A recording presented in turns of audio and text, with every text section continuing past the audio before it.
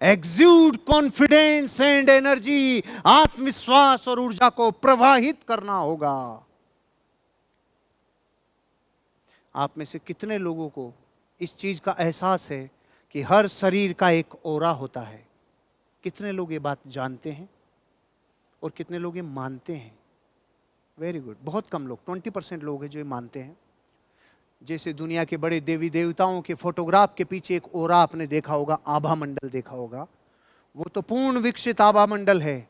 लेकिन हर मनुष्य के शरीर में 9 इंच तक का एक ऐसा ओरा होता है जो इम्पैक्ट करता है शरीर से बाहर। 9 इंच तक, 1 इंच, 2 इंच, 3 इंच, 9 इंच तक का पूरा बॉडी का ओरा, जहां सूक्ष्म वर्गणाएं आके चिपकती है, जो इम्पैक्टफुल है। इसका सबूत सबसे बड़ा यह है कि जब दुनिया में बड़े बड़े डॉक्टर से कई इलाज नहीं होते और वो दादी नानी नजर उतार देती है और बच्चा तुरंत हंसने लग जाता है, खेलने लग जाता है, वो भी एक मेडिसिन ही है। जिस शरीर को 5 प्रकार के स्नान चाहिए, उनमें से एक अग्नि स्नान है। वो नजर उतारना अग्नि स्नान का पार्ट है। जब शरीर के चारों तरफ आप अग्नि स्नान करा देते हो तो इमीडिएट रिलीफ उन सूक्ष्म नेगेटिव एनर्जी से आपको रिलीफ दिलाता है जो बाहर ओरा था। ये तो मैंने ओरा बताया। अब मैं आपसे कहना चाहता हूं, आपके ओरा में अगर वो ताकत है जो आपके भीतर बहती है, अगर वो पॉजिटिव है तो सामने वाले लोगों के ऊपर पॉजिटिव इंपैक्ट करेगी। और अगर वो नेगेटिव है तो आपने देखा होगा कभी कभी ये 5 लोग खड़े हैं, एक आदमी के आने से पांचों की ऊर्जा ही खत्म, वो बिल्कुल ही ढीले हो गए, क्योंकि व्यक्ति का ओरा ही नेगेटिव है। और कभी कभी आप बिल्कुल निरुत्साहित, हतोत्साहित बैठे थे 10 लोग, और एक आदमी उस हॉल में आया और आपके भीतर एक वाइब्रेशन आ गई। ये वाइब्रेशन पैदा होती है ओरा से।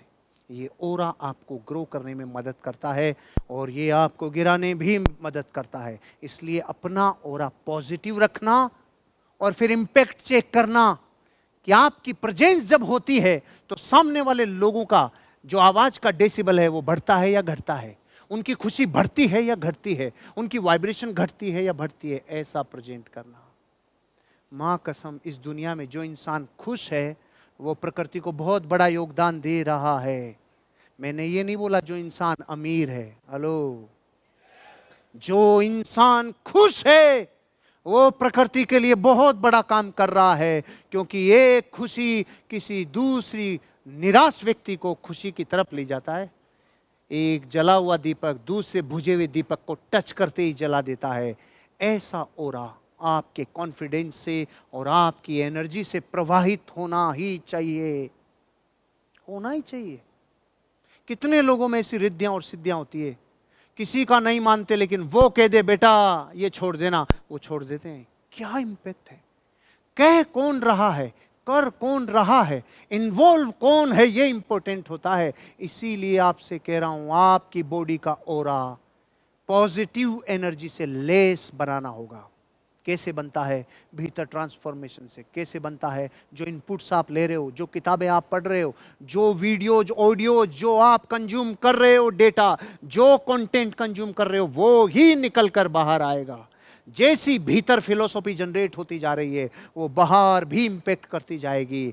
आपको अपना कॉन्फिडेंस और अपनी एनर्जी समाज के लिए योगदान समझ कर देनी होगी।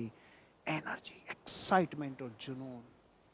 मैंने तो अपने जीवन में, मुझे पता ही नहीं चला कब बड़ा हुआ, कब बड़े होते होते दुनिया के सफल लोगों से सीखा, कब गुरुओं से सीखा, कब उनका आशीर्वाद लेता चला गया और वो फलता चला गया।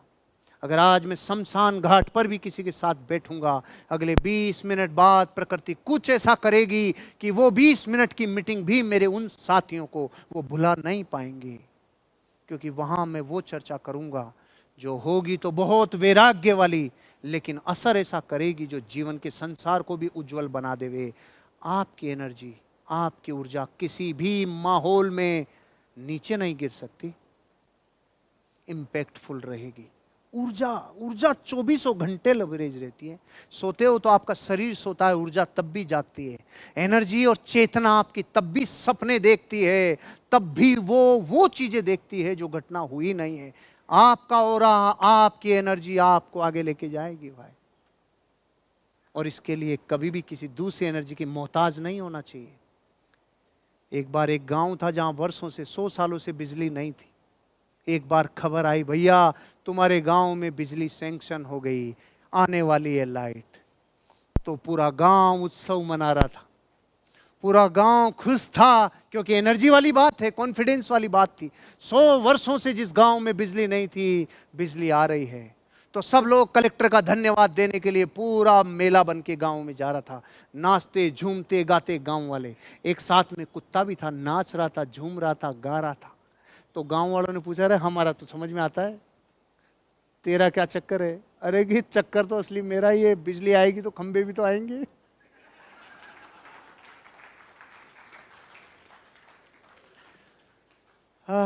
कई बार 1-2 दिन भी लग जाते हैं मेरी बातों को समझने में। कहीं आप ये देखिए कि भाई इसमें दम नहीं था, वो हो गया, 1-2 दिन बाद में हंसते हैं कई लोग मीटिंग में जाने के। तो यार वो बात थी क्या? तो आप 72 घंटे का पैकेज समझ के रखना, या तो अभी या कभी, कभी ना कभी पकड़ में आएगी। ये घटना क्या सिखा रही है पता है आपको? हर व्यक्ति अपने कारण से उत्साहित है, वजह से उत्साहित है। अगर आप में कॉन्फिडेंस और आप में एनर्जी नहीं है, तो मैं वजह बता रहा हूं, आपको जो वजह जिंदगी में मिली थी वो वजह धीमी पड़ गई, वो धुंध में धुंधली हो गई। जो वजह थी ना काम करने की, जो वजह थी, जो जो ड्रीम था काम करने की, वो कारण थोड़ा धीमा पड़ते ही कॉन्फिडेंस नीचे आता है, वो एनर्जी नीचे आती है, और वो वजह जागते ही एनर्जी वापस प्रभावित होती है। विज्ञान कह रही है 9 डेसिबल पे इंसान मर जाएगा अगर दर्द 9 डेसिबल क्रॉस कर गया। गर्भवती मां 12 डेसिबल दर्द सहन कर रही है बच्चे को जन्म देते वक्त, और विज्ञान वर्षों से पूछ रही है ये क्या चक्कर है, ये क्या चक्कर है? असली चक्कर एनर्जी का है भाई। जब आपका कारण इतना मजबूत हो कि जो बच्चा जन्मा नहीं हो, उसको जन्म लेने से पहले जिसकी किलकारियां कानों में गूंज रही हो, वो दर्द 12 डेसिबल क्या 15 डेसिबल भी सहन कर सकती है। काम वजह करवाती है। आपकी एनर्जी और आपका कॉन्फिडेंस वजह से पैदा होगा। वजह क्या है जिंदगी जीने की, वजह क्या है काम को करने की? अगर उसमें आपको कुछ बहुत बड़ा विजन दिख रहा है, तो काम कितना भी छोटा और बड़ा हो, उत्साह झलकेगा, एनर्जी प्रवाहित होगी, और वो असर सामने वाले के ऊपर डालेगी ही डालेगी। आपको एग्जूड करना है। और ये कैसे पता चलता है कि आपकी एनर्जी और ऑरा काम कर रहा है कि नहीं कर रहा? ऑफिस में आने की चाल से पता चल जाता है, आज पिट के आया है, थूक के आया है, या गालियां सुन के आया है, कि खा के आया है। आपकी एंट्री एनर्जेटिक होनी चाहिए, एनर्जेटिक होनी चाहिए। मेरे को लोग कहते हैं सर आप क्या, जितनी भीड़ होती है ना उसमें एंट्री में आपका मजा बढ़ता ही जाता है। सुन, आज तो लाखों लोगों की भीड़ में एंट्री हो रही है म्यूजिक के साथ। ये एंट्री मैंने 20 साल की उम्र में अपने सपनों में देखना चालू कर दिया था। एक दिन ऐसी एंट्री होगी जब आप होने वाली घटना को पहले एहसास करके चलते हो ना, तो आज तो कुछ नहीं चलता भाई। जो 20 साल की उम्र में चलने की प्रैक्टिस की थी, लाखों लोगों के बीच में रिकॉग्निशन होगी, मेरी एंट्री वैसे होगी। आपके ऑफिस में एंट्री ऐसे ही होनी चाहिए। ऑफिस की एंट्री आपकी ऊर्जावान होनी चाहिए। आपकी एंट्री कॉन्फिडेंस का सूचक है। आपका एग्जिट, आपका एग्जिट, नॉर्मली आप देखो ऑफिस में काम करने वाले लोगों की एंट्री होती है जैसे तो अभी 7वें महीने की गर्भवती है, और एग्जिट होती है जल्दी जाओ, जल्दी चलो, फास्ट।